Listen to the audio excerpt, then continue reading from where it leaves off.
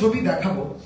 আমরা অমিত শাহজিকে এটাই বলি যে আপনি এত বললেন মথুরাপুরে তো দুর্নীতি নিয়ে, তাহলে পরে আমরা তো অনবরত দেখছি যে কলকাতায় এলে জ্ঞানীশজি হাত নাড়াচ্ছেন, তারপরে জয়দেব খান এলেও তিনিও আপনাকে হাত নাড়াচ্ছেন। এইটা ভারতীয় জনতা পার্টির বর্তমানে কালচার হয়ে গেছে। ছবিও দেখাচ্ছি পার্থদা,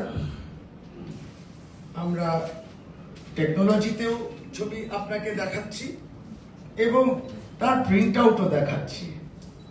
কত বিনম্র ভাবে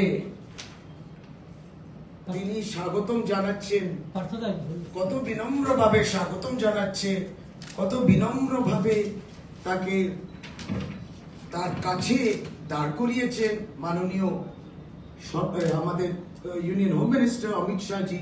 এবং শুধু তাই নয়, এইটা দেখুন, এই ছবিটা আরো। তারপরে যেটা দেখাতে চাই সেটা হচ্ছে তার সদ্য অ্যাপয়েন্টমেন্ট। তাহলে তার অ্যাপয়েন্টমেন্ট, যেটা হার্ড কপিও দেখাচ্ছি আর সফট কপিতে দেখুন পরিষ্কার বোঝা যাচ্ছে যে কত সুন্দরভাবে 9 মার্চ 2026-তে জয়দেব খানকে আপনি অ্যাপয়েন্টমেন্ট দিয়েছেন।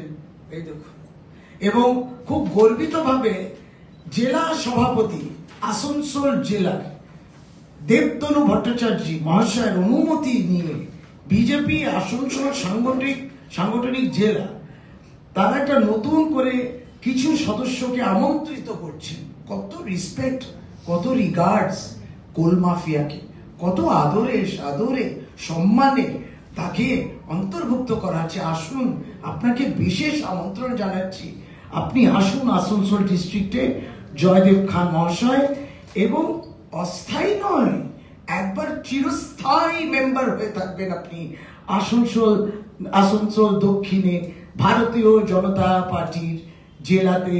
আপনি একজন সম্পদ, এটা করে দিয়েছে। অনুমতি তো শুধু দেবেন না, অনুমতি অবশ্যই দেবেন বিজেপি বাংলার যিনি সভাপতি, অনুমতি অবশ্যই, অনুমতি তো হেডকোয়ার্টার থেকে আসে।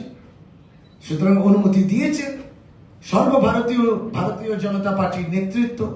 এবার বিস্তারিত তিনি কতটা ট্যালেন্টেড, এ কোল মাফিয়া, এ কতটা তিনি দলের সম্পদ।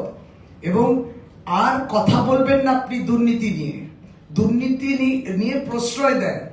সাথে কি বিজেপিকে ওয়াশিং মেশিন বলা হয়েছিল? সমস্ত ওয়াশিং মেশিন ধোকার সাফ কর দিয়া, সবাই পরিষ্কার হয়ে যায়।